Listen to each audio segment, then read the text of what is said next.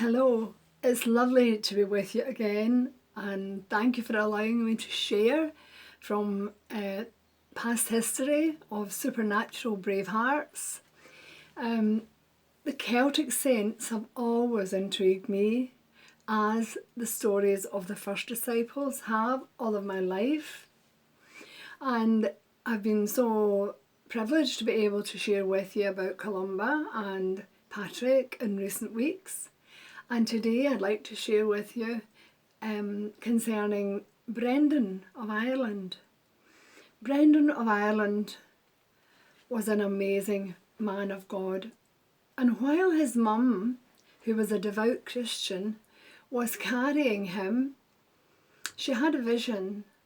And the interpretation of that vision through Bishop Erk, E-R-C. Bishop Erk was the bishop for that whole area in Ireland. And he interpreted it, and he said that this child she was carrying would be full of grace and of the Holy Spirit. And when we look at his life, we can see that only the Holy Spirit could direct and do all that happened in Brendan's life. Apparently, as a child, angels were seen in attendance to him, even as a child. One story, when he was a young teenager, or just almost a teenager, and he was travelling with Bishop Eric in the horse and chariot, and the bishop had to stop off en route to visit someone, to meet someone. And while Brendan was there on his own, this young girl came and sort of tried to play with him and tried to flirt with him. So it didn't please Brendan too well. So he took the horse's reins and he started to beat her. So much so that she ran away crying to her father, who was actually the king of that area. So when Bishop Erk returned and heard about this, he severely rebuked him, and for a punishment he put him into a cave to spend the night on his own in a cave, just to reprimand him. Of course, the bishop didn't move far away, and he could hear and see what was happening. Brendan began to praise and worship the Lord, and he praised and worshipped, and he spoke out psalms. And while he was doing this, the bishop witnessed angels coming from heaven to the cave, and back to heaven all night. As Brendan praised all night, these angels came. So that must have been quite a sight to witness. It is said that the following day, Brendan's face, his countenance was so bright that you couldn't look upon him. And you know, that reminded me of Moses. Remember when he went up to the mountain and he spoke with God? And when he came back down, his face was so bright that he had to put a veil over his face because it was blinding the people. And this is what happens when we spend time with God. Our faces become so bright.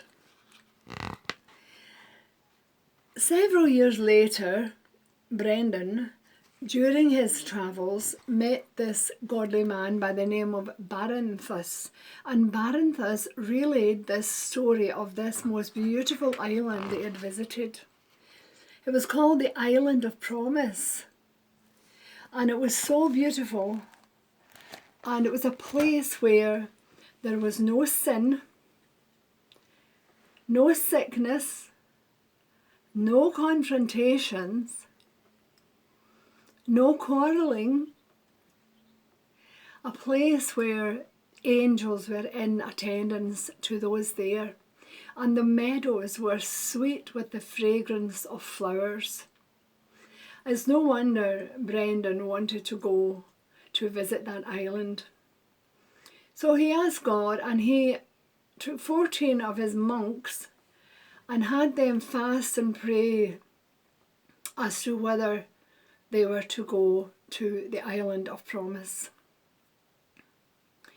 After these days of fasting and praying, an angel came and spoke the words to Brendan, and he said, "Arise, Brendan, you will receive that desire of your heart," which was to visit the island of promise. And after stopping off at many different islands, he did eventually reach the island of promise, him and his 3 boatloads of 60 monks together. But you know, this desire that he had to visit a certain land reminds me of many, many years ago when I had a desire to visit the Holy Land, a desire to visit Israel, a desire to see the places where Jesus had walked and where the disciples had walked, and where all these supernatural signs and wonders took place. And God did grant my desire in 1989. Now, the result of that visit was actually an inspirational garden in Paisley. And this garden was to draw attention to a Billy Graham live link that was coming to Scotland. The whole thing is an exciting story, but what I discovered in Israel was the certain types of trees and plants and flowers that were there, so that I could replicate that in Paisley. And that's just what God did. It was amazing what he did in those days. So I also had the privilege of being back in Israel in 2000, the year 2000, and that was a ministry time. It was so exciting, and I just know that God gives us the desires of our heart. He's such a good God. I could write a book on the goodness of God. Back to Brendan. En route to the island of promise, they stopped off at this island, and it was called the Island of Birds. And while they were eating their Easter meal, this bird came right down to the table and actually spoke to Brendan, gave instructions about where they would go next and how that they would eventually reach the island of promise. So that was quite an amazing thing to happen. Now, I totally believe in the supernatural of God. I believe in angels, visions, dreams, words, prophetic words, everything. But I've never actually had a prophecy through an animal. Maybe you have, and if you have, I would actually like to hear your story. And anyway, we know about the Balaam's donkey, Balaam's donkey, and how it prophesied, but I have never experienced anything like that in my life.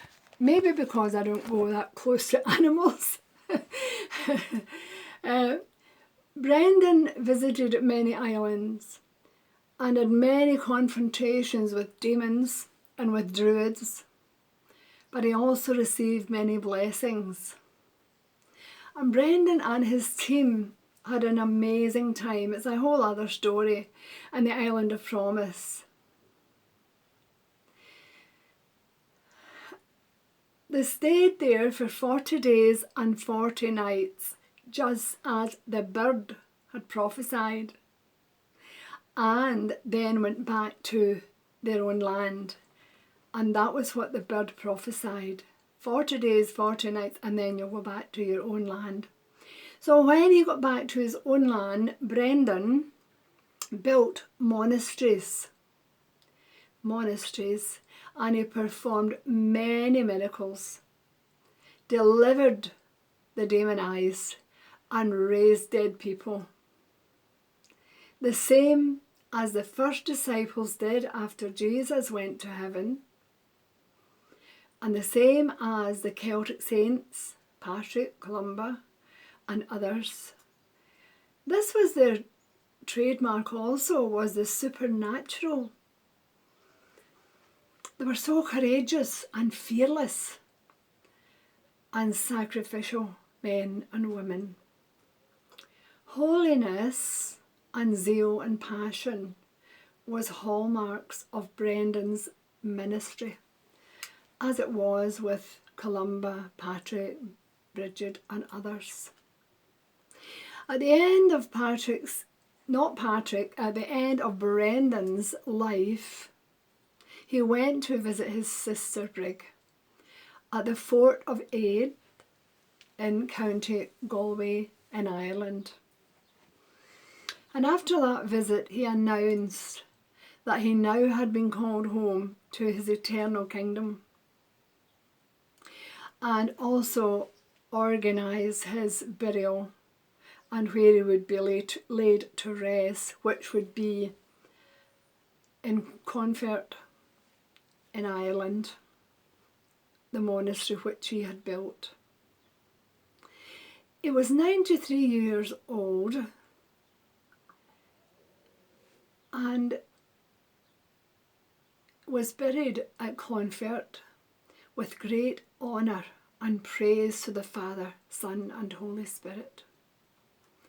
So we see here again that age does not matter. Age does not matter. He was 93 and he was still going strong and serving the Lord. And that excites me to know that in another so many years I could still be serving the Lord. But there we are, we have another supernatural Braveheart, another supernatural Braveheart. Thank you for listening. Thank you.